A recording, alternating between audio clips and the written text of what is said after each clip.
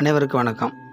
அகஸ்தியர் ஞான சைத்தன்யம் 51 தொடர்ந்து பாடல்களும் விளக்கமும் பார்த்து வருகிறோம். இன்று 14வது பாடலுக்கான பாடலும் விளக்கத்தையும் பார்க்கலாம். பாரும் என்று வேணுவதெல்லாம் சொல்வார், பின்னும் பாரில் அதிசயங்களை தெரிய சொல்வார்.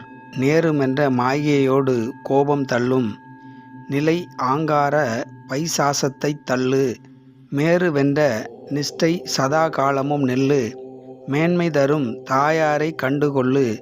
தேறி நின்ற அண்டத்தின் ஜோதிதனை தெளிவாக யான் பார்த்தேன், சேதி கேளே.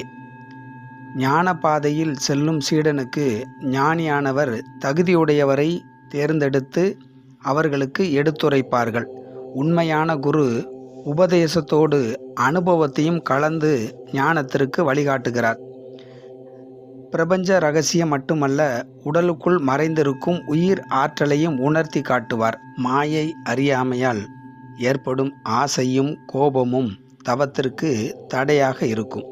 இவற்றை குரு அருளால் மட்டும்தான் அதை நீக்க முடியும்.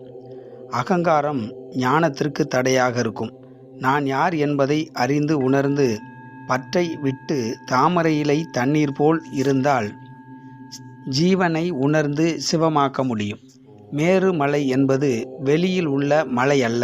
மலை போல் உறுதியுடன் சதா காலமும் அகத்தில் உள் உணர்வில் இருக்க வேண்டும்.